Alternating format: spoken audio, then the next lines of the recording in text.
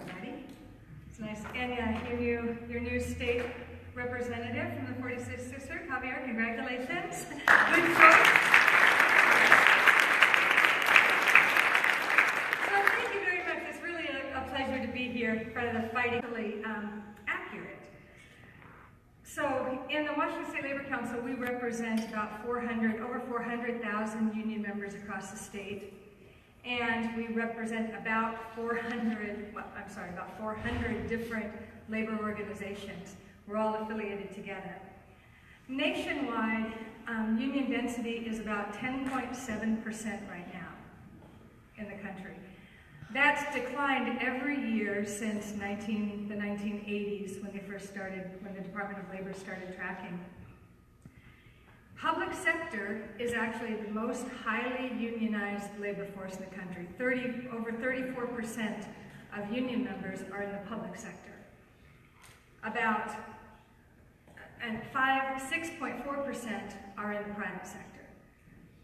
And men and women are about equally likely to be union members. Black workers are the most likely to be union members. They have the highest union density.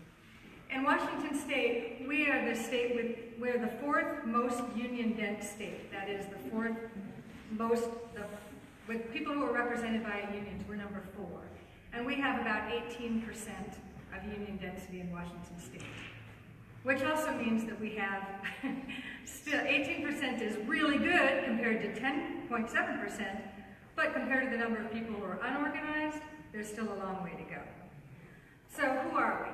We build cities, we make and fly airplanes, we're teachers, social workers, engineers, nurses, plumbers, fix the elevators, pour the concrete, grow, deliver, and sell the food from the farm to your table.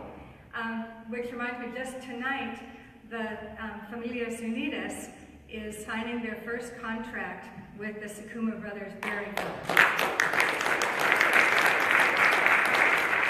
We work in hotels and offices, drive the buses, deliver the mail, work in call centers and in City Hall, fight fires, keep the power on. We're on the ferries and on the football field.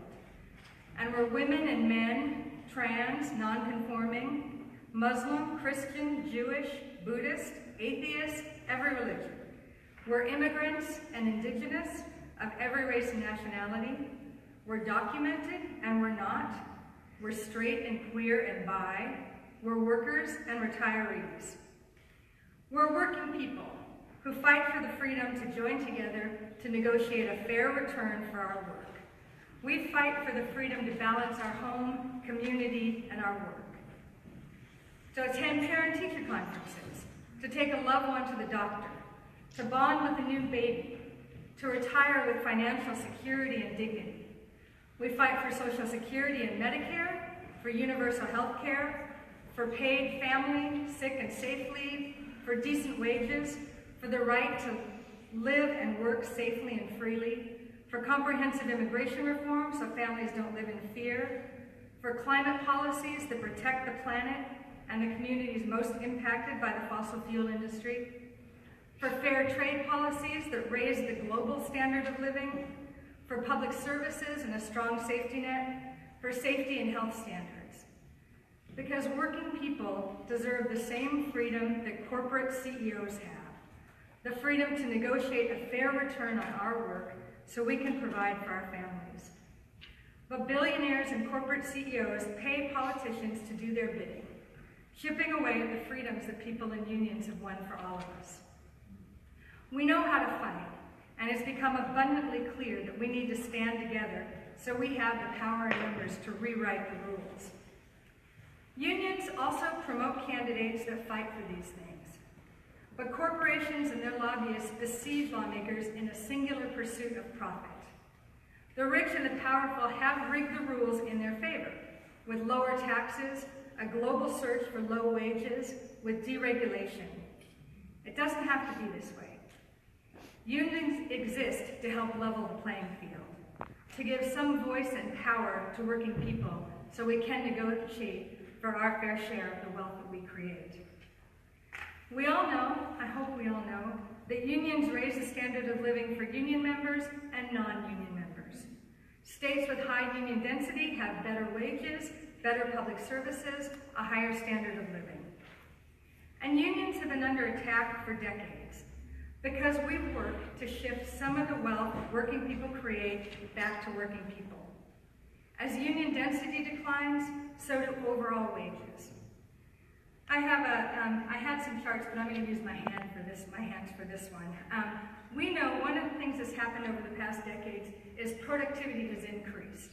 So this is our productivity line, right? Productivity has been on the increase for decades. We keep increasing productivity. Wages, it used to be that this is our wage line. As productivity increased, wages increased. They went together. But around the 1980s, we suddenly had a split. Productivity has continued to increase, but wages have stagnated.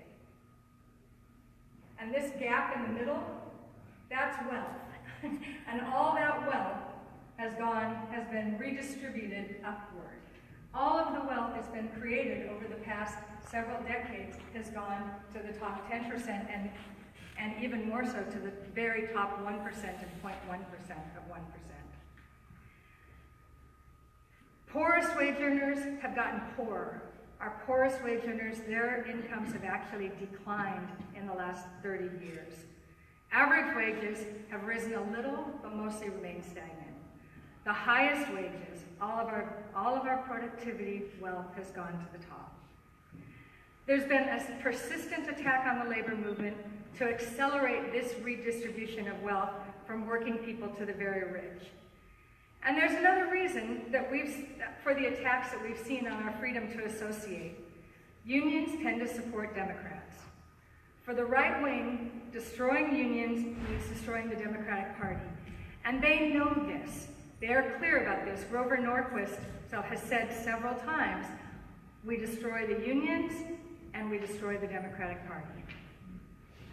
I've been a conscious Democrat since I rooted for George McGovern in my 6th grade class. He was my huge crush on George McGovern.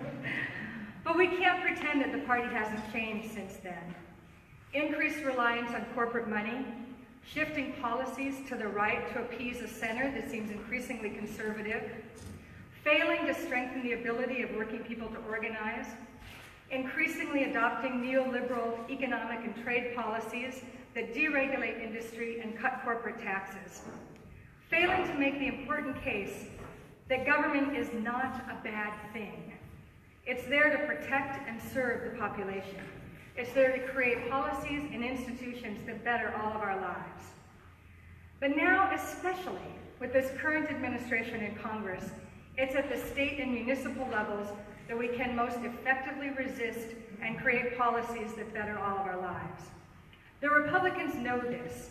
They've used state government to suppress voting rights, weaken unions, attack Planned Parenthood and reproductive rights, to block municipal actions on raising wages and benefits, and we've seen a well-funded attack. Are you all familiar with ALEC? Yes. All right. Don't need to tell you. Funded by corporations and billionaires, it writes legislation to roll back worker rights, super PACs that pour billions of dollars into elections. And we've seen the effect. In 2016, of course, we know what happened with the presidential race, but Democrats lost 900 state legislative seats. 900 state legislative seats. 17 states now have veto-proof Republican majorities. Another 15 are under Republican control. That's 32 states that are controlled by Republican legislators. 8 are democratically controlled, 8 states. 5, including ours, are divided. 4 states now have Republican legislators and a governor. They're looking towards the 2020 census and redistricting to further solidify these gains. But you know, it doesn't have to be this way. We have the power of the people. We are woke now for sure, I have to say. I'll talk more about what we're doing in the Washington State labor movement across the state, but we wanted to share a little perspective on the last election. So I'm going to turn it over to my handsome partner in the labor movement and in my home, Richard Burton.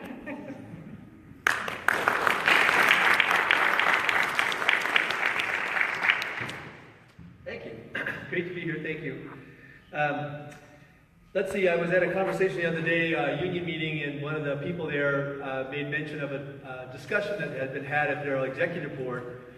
They had been talking about how few members were involved or participating in their union activities, and one of the executive board members actually thought that was a good thing. He said, well, that means that there's no problems. That means that everything's going great. So that's like we should take that lack of loud engagement to be a sign that we're doing just fine. And I was struck by that. It was interesting. This person I was talking to thought that was entirely the wrong read, and of course I thought so too. But it was an interesting sort of a slice of a different way of understanding things. This way of understanding engagement or participation and how important it is. I want to focus a little bit more on that with the portion I have to talk about. And I want to say a few kind of overarching preliminaries and then get into just one point about the 2016 presidential election that I hope we can use as a starting point for some discussion. Local political consultant here by the name of Lisa McLean. Some of you may know her. I was at a meeting a while ago now, and she made a very profound point. She said that at the end of an election, there's always a whole lot of factors that ultimately explain why the campaign won or lost. It's rarely accurate to think that just one of them was the reason for why the election went one way or the other. A wise, kind of a careful analysis almost always results in there being a number of different factors that all played a role. So I want to just open up with that important point that it's usually the mark of wisdom to kind of be aware that there's a lot of different factors at stake in elections. And of course, the 2016 presidential election has been one that's been picked over a billion times, and there's a lot of ideological fights to this day as to what the key factors were, because different factions have something at stake as to which of those various factors are going to gain prominence. Certainly some big ones that have gotten a lot of attention are the notorious Russian meddling, good old-fashioned sexism, Comey's October 8th announcement, the media's kid glove treatment of Donald Trump, to cite just a few kind of prominent ones that have been tossed around. And I don't know why we should say that one of them is any more important than any of the others. They all seem to have played a prominent role in that. Before we launch into what I want to talk about, though, I want to, like I say, make a couple of points. I think it's important to analyze elections, and I think there's at least three reasons why people might want to analyze elections. One of them is so that you can be a loudmouth jerk in coffee shop conversations and annoy everyone else around you. A lot of people do it for that reason, I'll say. I've unfortunately been there, but I've tried to shy away from that. So that's reason number one. Reason number two is so that you can find some obscure feature about the election, copyright it, and then make money as an expert elitist political consultant for future elections. That's the second reason, and that's real. That also happened. But I would hope that the third and most important reason for why we want to analyze elections is so we can learn how to build a stronger movement for social justice. Yeah? I'm on board with that reason. And so I hope that can kind of guide our discussion about this. In the labor movement, when we try to organize a workforce, there's a standard assessment methodology that's used. And I want to suggest that we think about this methodology when it comes to the election. The methodology that's used in a workplace that's thinking about organizing into a union is that you go around and you talk to all these people, these prospective union members who haven't yet been able to form a union, and you talk to them. You go painstakingly one by one and you ask them, like, well, what do you think? Do you think you'd support a union? And you get a whole lot of different answers when you ask that question. Sometimes you get answers like, hell yeah, in fact, I'll have a meeting next week at my house where we can get 5 other people to sign up too. Okay, that's a number one. You're going to assess that person with the number one in your little clipboard that you're carefully carrying around as you're talking to people. Then you might also get an answer that goes something like, well, yeah, I support a union, but I don't really want to do a lot about it. But count me in, I'll sign up. Okay, that's a 2. They're on board, but they don't really want to do much else. Then you're going to get an answer like, I'm thinking about it, I might join, I need to think about it a little bit more. Can I get back to you next week? All right, not foreclosing the possibility, but not for sure. That's a 3. And then you get, if you union pukes come to my face again, I'll kill you and I'll shoot your dog. Okay, that's a 4. That's a 4. You put that in your clipboard, you say, okay, that person's a 4. From now on, it's going to be a lot harder if I try to have another conversation with that person. Now, of course, numbers being what they are, and by the way, this is a little dig at standardized testing, people have a way of being more than numbers. People have a way of being more than numbers. So it's not a good idea to automatically think that whatever number you've assessed people at is where they're going to be at forever. But still, for the purposes of expedition, you want to be efficient with your time and resources, you want to now use those 1s to convert your 3s into 2s. That's what your organizing campaign is going to be about. You're going to train your 1s, you're going to have it at house meetings, you're going to give them the literature, you're going to find those 3s and flip them into 2s, and maybe you can even flip some of those 2s into 1s. You're probably going to leave the 4s alone. You'll come back to them later. Hopefully there's so few of them that it won't make a difference in the final analysis. But that's generally how you want to do it. You've identified your 4s, and you kind of leave them out of the picture from here on out. Why is that relevant? Okay, here's what I want to suggest about the 2016 election. There's this standard story. I've already cited some other factors as to what happened in that election. But there's a standard mantra that has emerged on the screen, on the scene as a big one, and that is that white, working class, Rust Belt voters broke for Trump. Hillary lost because she didn't get that voter block. Okay, well, a lot depends on how you interpret those terms. What a working class person is, for example. If you define working class by income threshold, that claim turns out to be false. Lower income whites actually, to the extent they voted at all, broke for Hillary rather than for Trump. Non-college white men did break solidly for Trump. In fact, in high numbers, non-college educated white men did break for Trump. But it's not the case that Trump called forth a massive number of those non-college educated white men. In fact, only 1% more of them turned out to vote in 2016 than turned out to vote for Romney in 2012. So it's not like there was a huge bunch of crackers that all came out because of Trump's messaging. It's just not how it happened. That's the story that we're thinking about, though.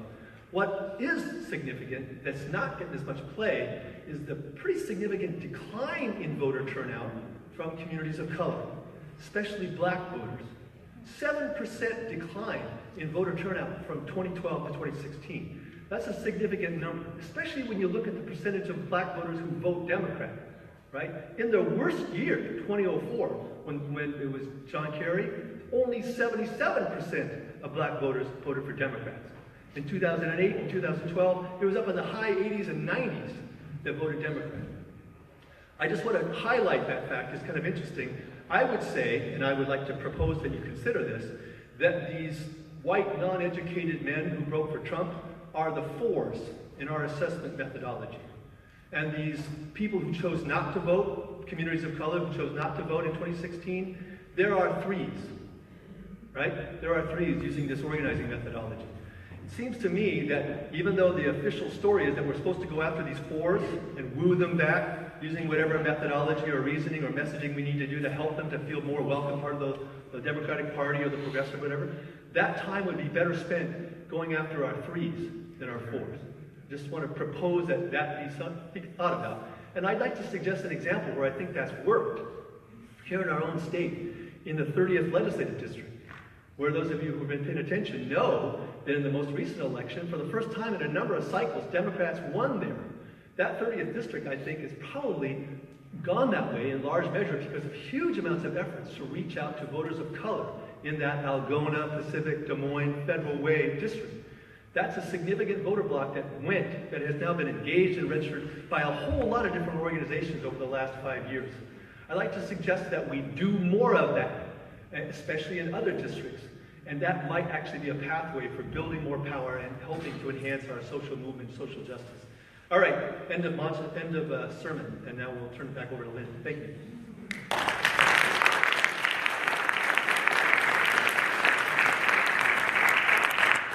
I should say we also wanted to leave plenty of time for questions and comments and some discussion too. I just wanted to tell you a little bit about what's happening right now. So first of all, the labor movement, we were born for times like this. We were not born for times when everything is comfortable and fine and the standard of living is great and we have plenty of time for 8 hours of work, 8 hours of rest, 8 hours for what you will. We were born for times like this, We know how to fight. We will. It's also the case that none of us can do it alone. The labor movement can't do it alone. The union members can't do it alone. Democratic Party can't do it alone. The environmentalists can't do it alone. The communities of color, human rights advocates can't do it alone. We have to be working in coalition. We have to be coming together. That's how we're going to change what's happening. It's also, I don't know if you've seen, Naomi Klein has come out with a new book, No is Not Enough. And I think this is the very perfect phrase to use right now. We have to be resisting. We have to be resisting every evil, crappy thing that the Trump administration and the Republican Congress is throwing at us. Every day we have to resist it. But we also have to be moving forward. We also have to be identifying what are the policies that we need to make this country and this world better. What are those? We have to think about them, we have to propose them, and we have to work in coalition in order to enact them. We have to do that. So at the State Labor Council, we're working really hard to do this in a number of different areas. And we also put, one of the things that we did when we looked at the House of Labor ourselves, when we look internally, we said we are not immune from institutional and structural racism in the labor movement. We're not immune. We also have to look at what we do, what our policies and practices are, and how we continue perpetuating racism. So we put racial equity and equality at the center of our work. That's part of our work in everything that we're doing. So there's a lot of, I'm going to say a couple of different issue areas, and I was trying to write a comprehensive list, and then I got tired and went, man, what happened to the 8 hours for what you will, right? This is what I will. So we're working on coalition building around, well, first, the minimum wage and sick leave. We just passed Initiative 1433 in the state of Washington. That was a huge coalition effort to do that. It was clearly what people wanted, what we needed. And it wasn't, the minimum wage is going to go up to $13.50, which is a great increase from the $9.49 it was. It's not $15 an hour. It's not a living wage in Seattle or anywhere else in the state, but it does start to lift the floor. We have to continue to lift the floor. And paid sick leave. It's ludicrous that we don't have paid sick leave. I have my daughter is married to a German boy, and his parents were here when Bernie Sanders was here, and they went to hear him speak, and he was saying, we're going to get, I don't know, great Bernie Sanders, but we're going to get 12 weeks of paid family leave. And they went, they don't speak English, great. And they went, did he say 12 weeks? 12 weeks? Because they have 12 months paid family leave. 6 weeks paid vacation, everybody. Anyway, I digress. We are working on paid family leave right now. We've had a law in Washington for paid family leave for 10 years, but it's not been funded. We're going to get paid family leave one way or another within the next 2 years. We're going to have paid family leave, hopefully sooner rather than later. We're also working on climate change. Climate change is real. If we don't do something about climate change, there's no, as Jeff Johnson, our president, quotes somebody else was getting, there is no plan B because there's no planet B. Right? We have to do something about climate change. We're working with the Alliance for Jobs and Clean Energy, labor, environmental, communities of color, to come up with policies that are going to both reduce fossil fuels, increase investment in clean energy, and help communities of color, communities that are most impacted by the fossil fuel industry, whether that's by pollution or because fossil fuel is the primary industry in their community. So we're working on programs and policies that are going to, we have to invest in this.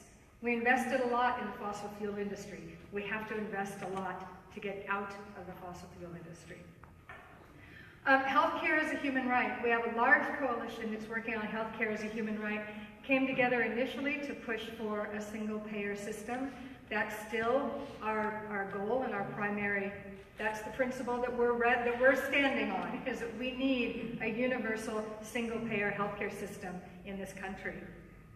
We may start at the state level, but that's what we need. Of course, as we're fighting for that, we also saw what horrible proposal the Republicans came out with, Trump Care. And we went around and talked to with large coalitions of people, with doctors and with school kids and community members to talk about what this impact is going to be on us. And we ended up in Washington State, the only congressional delegate, Republican or Democrat, who voted for Trump Care was Kathy McMorris Rogers. So somewhere to do that. Also, we have the Alliance for Resistance and Power is a multiracial, multi-generational organization coming up to talk about how do we help build solidarity among all these different great coalitions and organizations for resistance to the Trump administration and to build power for working people. One of the things that we've worked for many years on comprehensive immigration reform, and we're very proud when the Trump administration did the Muslim ban. We were very proud to be doing an amicus brief for Bob Ferguson's excellent suit against the Trump administration. We're going to continue to fight on that front, including if there's any more talk about building a wall. We're going to be, every brick that's laid on that wall, we're going to have a coalition there to pull that brick down, metaphorically or literally. We're working with the Immigration Solidarity Network. We're working on voting rights. We're working, of course, on every labor and safety standards. We're working to keep the freedom for workers to organize. But I'm going to talk about the legislature a little bit, because now Washington State is stuck. We're in the second special session, and I have to tell you, 46th District has great representatives and a great senator, always pushing for the right things. But we have a Republican Senate that will not move forward on progressive legislation. The Democrats came out with a good budget that would fund education, that would add a capital gains tax, that would put some more equity in the tax system, that would protect public services, that would fund the state employees' contract. The Republicans, crickets. And their proposal would have increased property taxes in select areas, cut public services. It would not have adequately funded public education. We have a legislature right now, because of this split, it's very difficult to move really good legislation. Fortunately, it's also difficult to move really bad legislation, because our House helps. Our House keeps really bad legislation from moving forward. But it's really difficult to move good legislation. And right now, we're facing a government shutdown in Washington State, July 1, if there's not a budget agreement. So we've seen this divided legislature that gets very little done for a couple of years now, for several years. We need to shift the balance of power. So we have a good shot in the 45th District. Manka Dhingra is running. Dino Rossi is temporarily in the seat right now. Manka is an excellent candidate. Not only is she an excellent candidate, a great person, but she's also in a district that, while it has a Republican senator, voted for Hillary, and has two Republican representatives, two Democratic representatives. This is a district that, if we lose this district, then shame on it. We're really doing something wrong. This district is ready for a Democratic senator. That can flip what happens in the state legislature. And we know right now, if good things are going to happen, they're going to happen for the next 4 years at least. They're going to happen at the state level. They're going to happen at the municipal level. They're not going to happen at the national level. So we need to be pulling together and making sure that we're doing something about our state legislature, so that Washington State doesn't become another of those 32 states, or it doesn't become the 33rd state with a Republican-controlled legislature. Also the 45th District is going to have a ton of national attention. There are 8 congressional districts in the country that have a Republican congressperson in them and voted for Hillary. Only 8 in the entire country. 45th district is one of them. That means there's going to be a ton of money in this race, a ton of pressure. They're not going to need more money. They're going to need our feet on the ground. We have to consider this a statewide race, even though the 45th district isn't the 46th, though, you know, only one number away, right? You're not, we have to be, every district in this state, it's like us, we are very focused on this being a statewide race. We have to be helping in that district, talking to people who live in that district about Montca, about this race. We also have Michelle Rylands is a Teamster who lives in the 31st district, who is running against Phil Fortunato. She's a great candidate. I mean, this is a very impressive person who seems, she's very, extremely well qualified, extremely good presence, dynamic, and has a good chance. Not as good a chance, perhaps, but how do things turn? They turn because people get out there, talk to other people, and make it happen. That's how it turns. I'm really quite excited about what's happening at the state party level. I have to say, I know that people think, oh, the labor unions. We work a lot with the Democrats. We always have. We have to continue to. I'm excited about the direction the state party is going. I think Tina Podlodowski has a real program about getting into every district with a real ground game. And I think the Democrats nationwide have abandoned the ground game in a lot of ways for the past many years. We abandoned the idea that we should be actually organizing communities together and talking to them. We have to be doing that more. And I'm excited about the prospects, and in every district. There's also another one I just want to shout. Karen Hardy is running in the 7th district. Brian Dansel was their legislator. He left to take a job with the Trump administration. She has a ranch. Now, I grew up in the area. That's my hometown country. It's very conservative. This is a heavy lift. But again, I think if the Republicans had said it's too hard of a lift, then they wouldn't now have 32 legislatures across the country. So the last two I'm going to mention is, the last one I'm going to mention is a Cathy McMorris Rogers, well, two. Cathy McMorris Rogers has got to go. She has got to go. There's a number of good candidates. There's a number of candidates who are already showing up, putting the word out. And the other is the 8th district, Reichert's district. Reichert seems vulnerable. This is a district that I think there are 8, 9 people who are talking about running right now. So this is a district where we could have, again, a really good, viable candidate to run.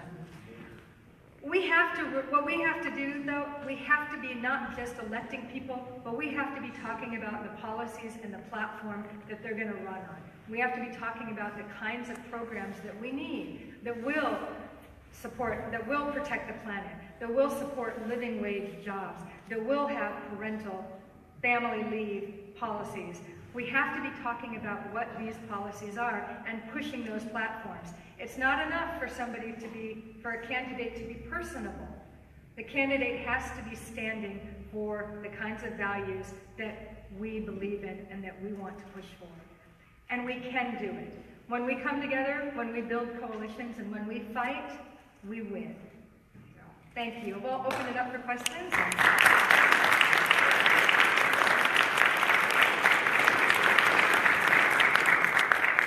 Questions, comments? Yes. Earlier, when you were mentioning about looking back to the election and about the African American vote, and the turnout was not what it had been, that there was a 7% decline in the black vote. Along with that, also, I've read that due to voter suppression and gerrymandering, that they may have shown up, but if they didn't have, especially Ohio and a couple other, that if they didn't have the exact required ID card, they were not actually allowed to vote. I heard that in the South, they've even closed voting booths. I mean, it's quite phenomenal. And it's hard not to feel despair when at that level they're blocking people from voting when they know that they're the people that are probably going to vote Democrat. I mean, it just feels un-American, and yet increasingly, I read over 300,000 African Americans were turned away due to voter suppression. How do we, looking to 2020, one, how do we deal with that? Two, the census in 2020 is huge for redistricting. Did you know that that bureau is now under extreme crisis, that the top fellow that just retired last week, at the top 3 levels of that agency, there is no leadership. Their technology, they don't even have the technology. So it's like, on that level, you've got the gerrymandering and the electoral college, I think, were the 2 biggest causes, actually. And so how do we prepare for that? Second thing, I just want to ask, I love the Democratic Party. I voted Democrat. My dad was a Wobbly. It's in my heart. When I saw who we had running in Montana, Quist, couldn't we find anybody better than that? What is wrong with us? No, seriously. I donated money. Yeah, it is. It's true. And so, those are the 3 things I'm really concerned about. The census agency is really collapsing. And I've heard really bad things about their ability to stay current with the technology. And I love your work. I absolutely support every single Democrat who is out there fighting. But ALEC, for 30 years, has such a huge jump on us. I will make calls from Onkadingra. I will send some money to these candidates. I'm sending to Georgia. That's an important one. But what else do we do when we're so far behind? Well, a couple of things. That's a lot of questions. So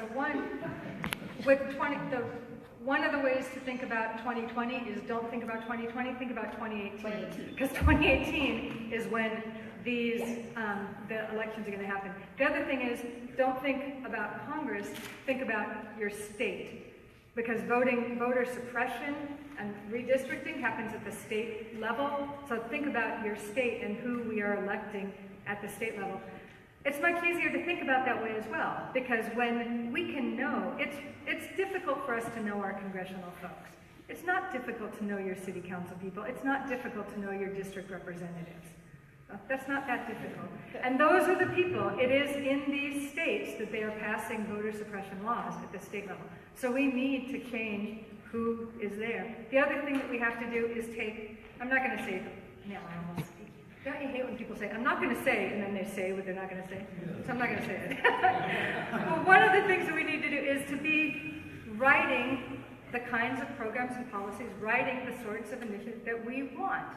That is what we can do. We can work in coalition to say, we need, maybe not like a specific language, but we need policies that ensure that everybody is able to vote. Right? In Washington State, we do actually have a Voting Rights Act. Guess what happened to it in the Senate? So we have a Voting Rights Act in Washington State. We can pass laws at the state level. We can push on those policies. ALEC has been very, very disciplined about writing legislation and then sending it to state legislators and municipal people. We have to do something similar through our coalitions and through our work together to say, these are the kinds of policies we want, and we're going to push on them. Did you want to add anything to that? But yeah, the voter suppression it's a huge problem, and with the problems that are happening in the Census Bureau, a lack of government appointments up and down. Would you think that 6, the state exchange, is a good relative competitor as an up-and-coming for ALEC? Anything that has coalitions of people working on it, I think is a good competitor to ALEC. We're not going to fight these folks with money, though. We can't outspend them. It's not possible to outspend them. What we can do is out-organize them, and we can work together to put pressure on our folks. Yes. First, a point of information is that in October the 46th, on our regular program that night, we're going to be addressing the issue of redistricting. So we recognize you know, you're not gonna get rid of gerrymandering unless you deal with the issue of redistricting. So that's gonna be on there. Richard, for you, I have a question. Like many people, I'm a little befuddled. What happened in Grays County? The 19th district. Yeah, I know that's come up, and I think maybe someone might draw a parallel between the election of Walsh, I think the guy's name is, down there, and maybe see that as sort of a microcosm of the, like I say, purported, influence of the white non-college men breaking for Trump on the national level. I don't know how that vote broke down. I know voter turnout generally in that last election was pretty low. I don't know about the 19th district. So again, my general thinking is I'm concerned about the people who didn't turn out to vote more than I am concerned about those who did and who might have voted the wrong way in terms of trying to fix problems. I'm for trying to develop relationships and encourage, foster, and engage communities and populations that feel disenfranchised, don't feel engaged. If we can build those ties, I think long-term that's the solution that's a more effective winner, in my view. I'm also going to add to that. Grays Harbor County used to have very high union density. It used to be not only was the logging industry was highly unionized, the fishing industry was highly unionized, the bakery, the drugstore, restaurants, jewelry store, the tailor were all unionized. With the decline of one of the things that happens is also the whole area has become increasingly depressed. Unemployment is higher. The jobs that are available are low, many more low-wage jobs. I know Aberdeen quite well. My family lives now in Westport. Well, not now. Lived in Westport for a number of years. Walmart came in. Then we had many small stores, small businesses, hired people, shut down. Walmart's the one big employer now. So this is the redistribution of wealth, if you will. Yes. All right. My name's Dan. A few of the people in here know me. And you also know I'm really angry, SOB. So they passed this Republican health care bill with 17% support, maybe 23%, somewhere there, right? 23% of the people supported this. They still shoved it down our throats. The bill's gonna help. Okay, so there's 23 million people gonna lose their health care. How many people are gonna die? How many of those people are gonna die? Yeah. And how many Democrats are using the word they're going to kill people? You see, we're playing politics as usual, and they're killing us. Where is the Alan Grayson? I mean, we got Maxine Waters on the national level calling them scumbags. All right? They are murdering our families. And I was watching CNN this morning talk about this kumbaya, come together crap because they shot some bastard. Okay? I'm sorry. I'm not for shooting politicians. I may want to be one someday. And my thing is, my Republican opponent would kill your family if he thought he could benefit from it. Now, I'm not saying every Democrat in this country has to adopt my rhetoric, but these motherfuckers want to kill us. Pardon my French. These motherfuckers will kill your family. And then a Democrat in this country with enough balls to get on CNN and say it. We're dying here. I've got 2 pre-existing conditions, and they're going to cut my health care because they can. Why? Because we're not fighting hard enough. And we're not screaming loud enough. Some guy, I guess he ran out of hope and took matters into his own hands, which I don't condone, but I understand the frustration. Okay? He's 66 years old. Maybe he was looking at losing his Medicaid or Social Security. Because he knows what they're after. Everything our opponents do is help billionaires rob our families, destroy our planet, destroy our children's future. What's your question? Where is there a Democrat that's going to adopt my language? I'm serious. They're killing us. And we're playing politics as usual. These are not usual times. We have a scumbag in the White House. And the Democrats are playing like it's the same game we've always played. To answer your question, It's game over. Where's the Democrat? It's gonna call it murder. I think this is a very good question for the Democratic Party. For the labor movement, we're pretty comfortable saying that this is murder. And when we talked to our congressional delegation, we said, this is the specific number of people in your district who will lose their health care. Who are going to These are die? people who are going to die. We're not giving you a number.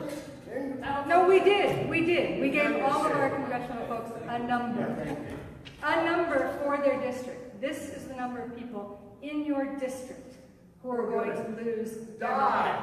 And many of them will die. People will die. People will die. No, I think it's, we do, I don't know that motherfucker is quite the way to say it, being a mother. But I do. And I think this is what people want to hear. I think this is really true. Voters, people want to hear their candidates telling the truth. They want to hear their candidates saying in really clear terms, this is what I support, this is what I'm going to fight for, and this administration, this Trump administration, is trying to eliminate your rights, is trying to kill you, I think we do want to say it. You made it over that threshold. Yeah, it's not a hassle for me, though. It's not hard for me. I'm not running for office. Yes. I wonder if anyone in the party or in the state is looking at the felon disenfranchisement, because we'd have a whole pool of voters if Washington State allowed folks, once they're out of prison even, would be the first step, right? So you don't have to wait for the DOC, and then you've got the legal financial obligations that disallow people, they don't even know, so you got debtor's prison. There are like 15 or 17 states, including Montana, that let those folks vote, and then Maine and Vermont let prisoners vote by absentee ballot. And we could lead on that issue as we've done on other issues like marijuana or whatever, and there's not a lot of redistricting issues there. That's just straight up, and we're behind the game on that. I don't know if anyone's working on that or. There are, and actually, when you're released from prison in Washington State, you can regain your right to vote. So Washington State has that ability. And after you've covered your legal financial obligations. Right. Yes. So there's been legislation again. I believe it passed through the House on legal financial obligations. In fact, it actually passed in a bipartisan way in the House on legal financial obligations. But I think, and you can tell me, Jerry, if I think it stalled in the Senate. Say the word kill. Yes. Killed. It was killed in the Senate. Yeah, but the mass incarceration is also, that's something that we've been also working on in coalition with others about how do we end mass incarceration, the privatization of the prison system, and just what has happened in this country with the incredible increase in the numbers of people who are incarcerated. If you have not seen it yet, the film 13th, thank you. The film 13th is an excellent film about what's happened in this country with just flat out locking people up. And again, this impacts the labor movement, particularly these are working people who are being locked up at the Black community in wildly disproportionate numbers. More people are incarcerated now, more African Americans are incarcerated now than were enslaved when they're enslaved. So, but my point is that's that kind of larger issue, like right. The quality, what do you do? But this is a very, you can explain this is a very finite little right. way to chip away. Yeah. It isn't talked about much, and like I said, 15 or 17 states like this, and you can vote right when you get out. Well, those are the folks that are going to vote for less incarceration. They're the right. folks yep. predominantly African American. There you got Democrats, and that's a specific thing that can be done. There's an organization, civil society, that's working on that very thing of how do we, for one, reestablish voting rights. For two, how do we help people who were incarcerated when they're out with reentry and all of the things they have, not only job training, apprenticeships, but also with registering to vote. But it's true. And again, when we have a Senate that will block every single good piece of legislation that comes through, we don't get good state laws. Yes, I've got a question about more of the national level, because unions are about connecting people. Do union members feel supported by the Democratic Party when we have legislators like Senators Murray and Cantwell voting for the Trans-Pacific Partnership, which would ship union jobs overseas? And in the past, the passage of NAFTA was pushed by Democrats. So is the sense among labor that Democrats are actively supporting them, and could that be contributing to the drop-off? Can I comment on that? Yeah. I want to comment, and I think your point's an important one. The example that I want to talk about that's still an issue happened in our own state in 2009, which is ancient history maybe for some, but I just want to highlight it. It's an important piece of history to know about. The Worker Privacy Act, which was a piece of legislation proposed in Olympia. And you might remember in 2009, there was a lot of excitement because Christine Gregoire had won the governorship. Senator Lisa Brown was the Senate Majority Leader. Democrats had control of the Senate. Speaker Frank Chop was in control of the House. And the labor movement was very excited about trying to pass this key piece of legislation, the Worker Privacy Act, which, if it had been passed, would have allowed unions to organize far more easily because it would have restricted employers from having what's called captive audience meetings, where they force all the employees to sit and listen to how bad unions are on work time, which happens all the time. Yeah, sorry. Anyway, the bill was proposed, we had votes counted, there was a significant amount of support for it on the floors, chambers of both chambers, and at that time the lobbyist of the State Labor Council, Jeff Johnson, now the president, that worked closely with Lynn, sent out an email message about the importance of this piece of legislation, and on the basis of that message, the Speaker of the House, Frank Chop, and his lawyer, Governor Christine Gregoire and her lawyer, Senate Majority Leader Lisa Brown and her lawyer, met on state time and came up with the best legal charges that they could file against Jeff Johnson, claiming that he was guilty of extortion, and actually filed charges that the State Patrol then meted out that prevented Jeff from actually stepping foot on the Capitol grounds, then at the key time that ultimately resulted in the bill dying. So the bill did not pass, the Worker Privacy Act, and it did not pass because key Democratic leaders worked very carefully to prevent it from passing, and it was pretty clear at the time that a big reason why was because the Boeing company was pressuring the Democrats that they did not want this bill to pass. I cite that specific example. It's a while ago, 2009, not that long ago, because it's an example of the same sort of tension. This comes up a lot in meetings to this day. People remember the Worker Privacy Act. They remember the formation of an independent PAC called the DIME PAC, Don't Invest in More Excuses, that was formed by the Labor Council in part because of that. There's still some tensions there for sure, and you may recall that in the most recent COPE convention by the State Labor Council, they voted not to endorse Senator Murray because of her vote in not support for the TPP, but for the fast track, the enabling piece of legislation just before that. Something that continues to be an issue, there's no question. I don't think that we could sugarcoat the relationship. It's got some favorable features to it. There's obviously a lot of ways in which there's places to work together, and there's some tensions, for sure. And I don't want to speak more to it because Lynn's more of a leadership position. I know as a rank and file person watching this, I know that that's an issue. I'm just saying it straight up.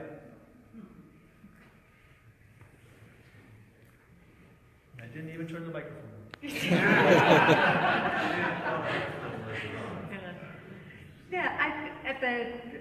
It's one of the, as I said before, it's not, the Democratic Party used to be known as the party of working people. And I think we all can see that one of the things that's happened in the last decades, in the last couple decades really, has been a move to the right, a move to more conservative policies and less support for labor. And I'll sit at the nationally. And I think the embrace of neoliberalism that happened during the Clinton years was something that alienated a lot of labor union members. It's also the case, though, that if we can't help to change that, then shame on us, too. Because it has to be, especially right now, we have to be finding the common ground and the common interests and building the kind of place that we want to be. We have to be doing that. And that's going to take, labor can't do it alone. I don't think the Democratic Party can do it alone. We have to be coalescing. We're not going to agree on everything. But I will tell you, we did end up, Hillary Clinton herself said that she would oppose the Trans-Pacific Partnership. When we work in coalition and push, she did, and Trump is not opposed to the TPP. He's not opposed to the TPP because he's a great fan of working people. That's bullshit. We know that. He's opposed to the TPP because he saw the pressure that was coming to bear from all of us. We put that pressure on them. And I guess I did have some friends who said, yeah, but Hillary just changed her mind because of all the pressure. Yes, that's what we want politicians to do. That's why we exist, is to get them to change their minds, to get them to fight for what we need to fight for. So, yeah, we are happy to work with the Democratic Party, happy to work with the Socialists, happy to work with non-denominational, I guess we have non-politically denominational, independents. We need to work with people who are going to be working and pushing for a just agenda. It has been the case that Democrats are far more likely to be pushing that agenda than Republicans. There are a few Republicans that we support every now and again if they champion working family values, but the current Republican climate, they are absolutely not. And I think we are seeing a lot of movement in the party at the national level, a real movement. And certainly, we're woke, right? We're awake, so. Yeah. My question is about what tips can you give us for outreach to the people who aren't in this room? You mentioned collaborating with communities, people of color. Yeah, we need help. We have how many thousands of people in this district? I have sat through quite a few meetings to get to one that really I can say I'm enthused about. What can we do? What tips do you have? You talked about going and talking to people one-on-one. Our district's falling back on a lot of phone contacts. I tried phone banking. I detest it. When I'm at home and somebody calls at dinner time, I don't answer the phone. I'm wondering how, because we're investing a lot into that kind of a strategy. You're talking about going person to person. We're going mostly to short lists where we think the person's already a Democrat before we even talk to them. You're talking about going and finding out where they fit on this scale and whether there's any point in talking to them. What more advice can you give us? You're organizers. You've been doing this all your life. Well, one thing is I think and in the labor movement we've grappled with this as well. One of the things that I think is that we've all fallen victim to is we hold an event or we do a picket line and we call and we ask communities to come or we ask a particular person to speak, to represent. And then we'll, go to a dinner or something like that. We need to be meeting more regularly and coming up with cross agendas. So it's not only my agenda that I'm working on, but it's your agenda that I'm working on. So in this district, can you give us any hints as to who we can talk to who's not in this room, in this district? Well, looks like you can. Yeah. Actually, to your point, I'm a new PCO, just a PCO since January, February, I don't remember what. But I actually haven't been. I've been walking my district, but I haven't actually been talking to any Democrats yet. I've been talking to people where there's no data, independents, and just kind of see what issues are most important to them, and bring that into the system and kind of understanding who we're representing and what values are important to them. So there's still precincts open for PCOs. So I encourage everyone to sign up. Walk your precinct. Talk to your neighbors. That's excellent. That's what I added. By analogy, in unions, the trick is to have stewards. And I'll say that our union movement is in the same sort of bind that you're talking about. We are concerned, we claim, about getting rank and file members engaged. And the single best way to do that is to have a strong steward structure in the work site. So they have lots of stewards, all positioned in various units or areas within the workplace. They know the people in their work site. They're talking to them all the time. It's not just a one-directional conversation from the union leadership down. It's going back the other way too. We're supposed to be doing that.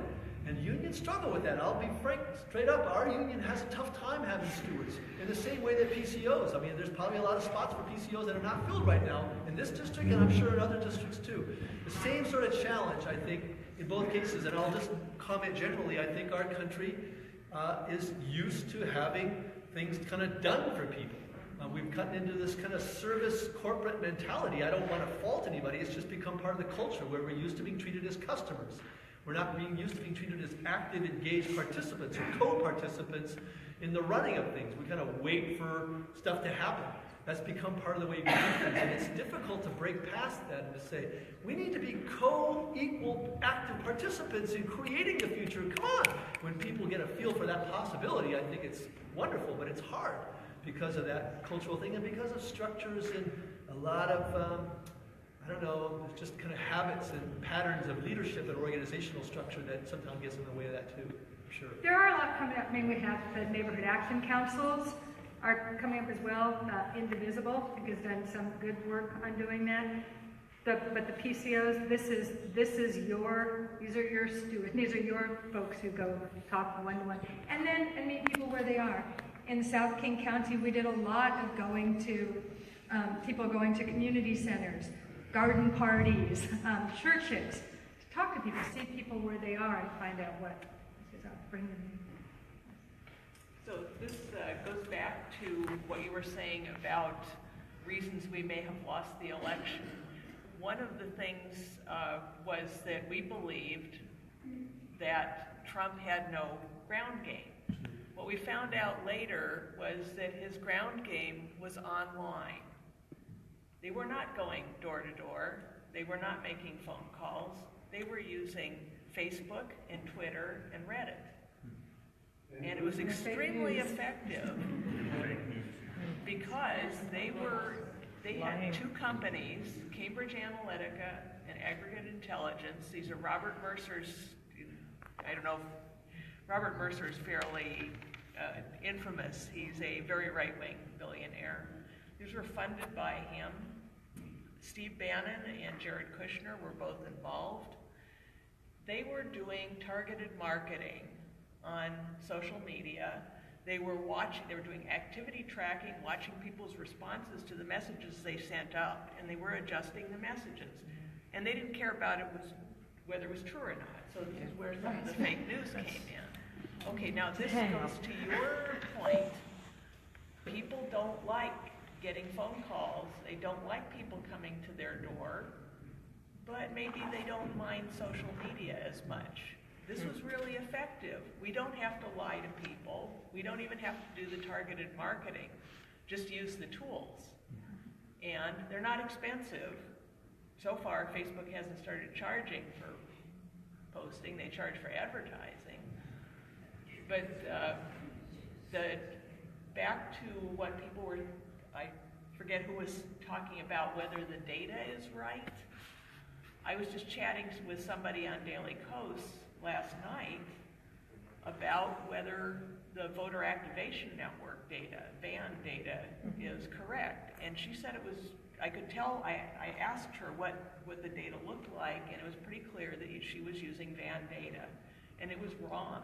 Could somebody give her a mic? It's hard, I can't hear her. I do want to hear her. Yeah. So it's more of she was commenting on the use of social media in the Trump campaign and how effective that was, and we can use those tools as well. And what was the last thing about The other thing is that the data from NGP Van is not necessarily reliable. The band data is the Voter activation network. Right, thank you, the voter activation network. This is the voter files that most candidates use for contacting voters and getting information about voters, and that information is not accurate. And our Washington State data was abandoned. Here. That works. Thank you. Our Washington State data was abandoned, I believe, last year in favor of using van data.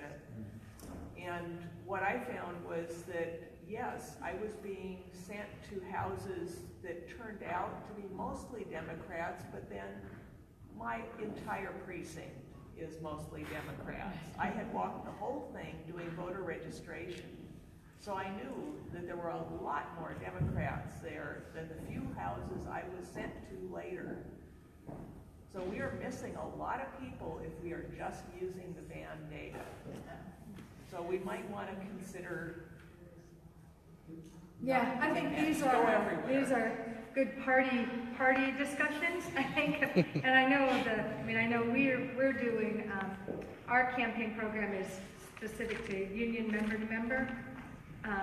And we're trying to use a number of different plans. I think you had another. I was just going to mention, well, I can say from people that I've spoken to, my precinct, I think, hasn't had a PCO for quite a while, so they actually haven't talked to anybody face to face. And they were grateful to actually hear from me. So, I encourage anybody who's interested to look into it because it's actually a lot of fun. You're good. Another good plug for PCO. If you have not yet volunteered to be a PCO, volunteer. Thank you. So normally, if you're given a list, you're not knocking all the doors for a reason. A bunch of the different organizations split up which portion of the Democratic base they're targeting based on how likely they think they are to vote. And that way means that, yeah, we're talking to specific segments of the Democrats in your precinct, but probably not all of them. So that's why not all the doors are on your list. So in a district like the 45th, where union density isn't that great, how are you guys planning to be effective there? I was just wondering, what unions can do to help elect someone like Monica. So our union density is not bad. One of the things that we are doing is targeting those. Oftentimes, targeting happens to those who are most likely to vote. Because we have a limited universe of union members, we're targeting all of them. And so those who have never voted, and we're going on an issues orientation. We also have we're considering this a statewide race, so all of our unions are doing some different things in the district. So we have, and creative things, we'll have block parties or ballot parties. We'll have big postcard campaign where union members are writing postcards to other union members in the district. And we'll work, and then we're also working with, we'll be working with the campaign on what they're doing as well. So, but we do think there's enough, especially these races in these legislative districts can be won by such a small margin. We have, I'm not remembering off the top of my head just how many union members are, but it's enough to flip the margin. So. Of course, we need more union members. Yes. So, in Britain, the Labour Party won a lot of seats. Yes. And my understanding is that part of that was they appealed to the youth. Do you have any programs that are trying to activate the youth? Yeah. And I think Great Britain, I think they can thank Trump partly for what happened there. We do. Many unions have their own young worker programs. We also statewide have a program called Washington Yale, Young Emerging Labor Leaders, that is open to not only labor union members, but anybody that does activist work. And they focus, every year they focus on something different. So sometimes they'll focus on electoral politics, sometimes they focus on organizing, sometimes they focus on leadership development. So it's we have chapters in King County, in Spokane, in Yakima, Wenatchee, and Bellingham. Generally, it's poor turnout, so is there some way to make sure that the turnout is better? They're pretty good. They have a lot of, the Washington Yell anyway, has a lot of pretty creative activities that they do, so they get pretty good turnout. They do things like they had they have a costume night for phone making, and they work with organizations like Washington Bus and the IDF, Institute for Democratic Future. They work with those organizations too. Did you add anything? Yeah, I just want to comment. Yeah, there's a protest happening right now, tonight, down in Olympia, regarding the Evergreen State College. It's a bunch of right-wingers who have decided that they don't like Evergreen. Yet another reason for not liking Evergreen. They're constantly having reason to not like them. I cite that just because one really important feature of that story that's not getting as much play is the faculty union there at Evergreen has taken a lot of strides in solidarity with the student protesters there. And one of the more important things that they've done is passed a memorandum of understanding whereby the faculty are now all going to agree to meet this summer to learn about how they can be more effective in teaching students of color in their classes. It's a really wonderful gesture, and the fact that the union has taken leadership on that is a great way to engage those students, to recognize that there's partners and other people that they can work with for the future. Sometimes students get a little bitter in classrooms, having old fuddy-duddy professors like Lynn and me standing up in front of the room. So having having some way to feel like, hey, this person is on my side, we can work together, is a great way to build that relationship and hopefully get more engagement for future contacts and fights. And we also need to be promoting young people. I mean, one of the things we have to recognize is that we have to be promoting young people up into positions of power as well. Yes, I had a question sort of on that note. What are the unions currently doing to actively promote the development of unions for jobs which currently have none? For organization, are you actively pursuing that, or are you directing them to a certain place where they can form a union, such as fast food workers or more recently Uber drivers and Lyft drivers? These are places that need unions. So what are you doing to help form a union, and where can they go to pursue that? So, this is such a good question. The nature of work has changed rapidly in the last decade. We have, internationally they call this the rise of the precarious workforce. So many more people who are underemployed, who are considered independent contractors, like Uber drivers, even though they clearly work for Uber, but they don't get they don't get workers' compensation, they don't get Social Security, they don't get minimum wage necessarily, right? Now they have to. So the State Labor Council we organize organizers, I guess. So our unions are working on organizing in those areas. So Teamsters, for example, right now are working with Uber drivers. And oftentimes what will happen is machinists are doing a lot of organizing all around the state.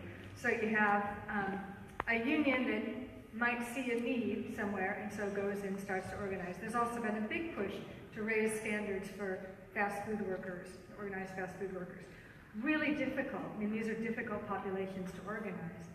So oftentimes the union will say, this is an area that looks like needs to be organized, which is everywhere, and go. Oftentimes people will call. They might call us and say, we're interested in a union in our organization. Who can we contact? And then we'll get them in touch with one of the unions that's organizing in their area. So but there is, I mean, we need to not only put a lot more resources than we do into organizing many unions, we also need to work more closely together, unions working more closely together in those organizing campaigns. And think about new creative ways of organizing, because it is a different workforce.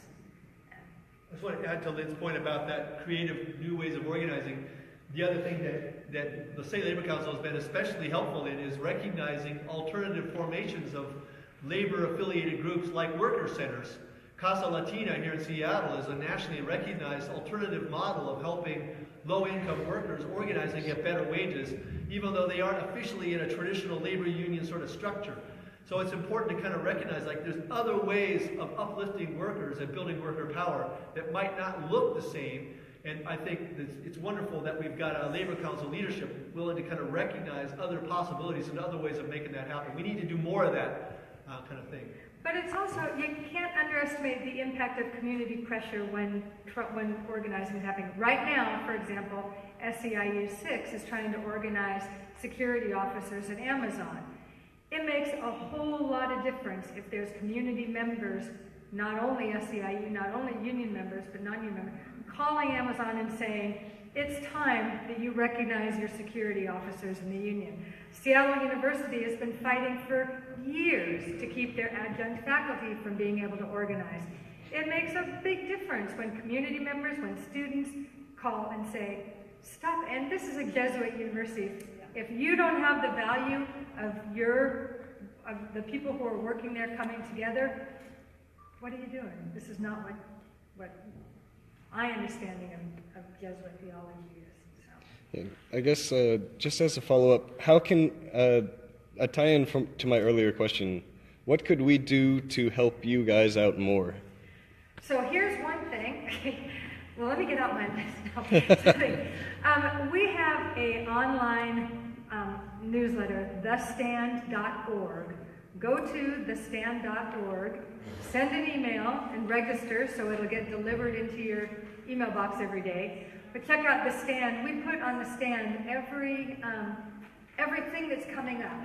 We put on The Stand. So when there's a picket line, it's on The Stand. And it's very issues oriented. So here are the issues that we're working on, here are the issues that we're fighting about, and plus our entire staff at The Stand, David Groves, is brilliant at gathers so much information from around the country and the world, really, every single day. So thestand.org should be on everybody's news feed. And that's the best way to find out right away. The other is, if you are in an organization and you're interested in unions, talking about labor unions, just give us a call, Washington State Labor Council, and we're very happy to have. We have brilliant folks on our staff who go out and make those connections and talk. I think we're about out of overtime. Yeah, well, you can say as long as you like, but we've had you up here for an hour, so I figure like it's on your part. You know what, this is one of the best discussions I think we've had in a meeting here in a long time.